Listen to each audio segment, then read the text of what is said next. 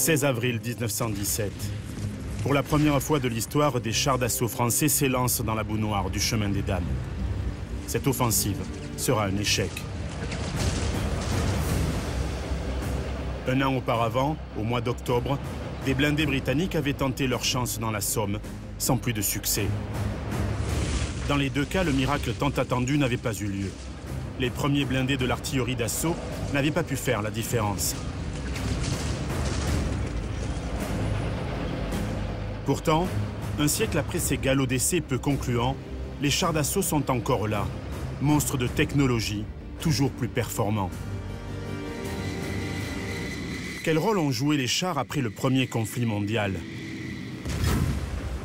Comment est-on passé de ces caisses à savon faiblement protégées et pauvrement armées à des titans blindés, véloces, rapides, surpuissants, en un mot, redoutables? Quel avenir ont les chars d'assaut à l'heure où les conflits armés sont de plus en plus confus, sans ligne de front?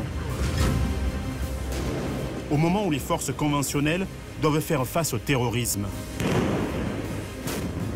Que nous raconte leur histoire sur nous-mêmes, sur notre façon de concevoir la guerre, de la faire? Pendant 100 ans, les chars ont dû être incessamment repensés, adaptés, réenvisagés. Leur emploi sur les champs de bataille a fait l'objet de multiples doctrines. Pour retracer l'odyssée spectaculaire de ces engins hors normes, j'ai pris place à bord de chars mythiques. J'ai interrogé des spécialistes. Les duels ont démarré au-delà de 1000-1500 mètres, mais se sont terminés quelquefois à bout portant. Des fous de chars m'ont ouvert les portes de leur monde.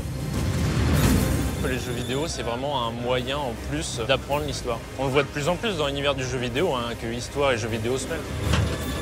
Les hommes du 1er régiment de chasseurs, basé à Verdun, m'ont fait vivre une expérience unique. Accompagné de tous ces passionnés, j'ai vécu la grande aventure des chars d'assaut.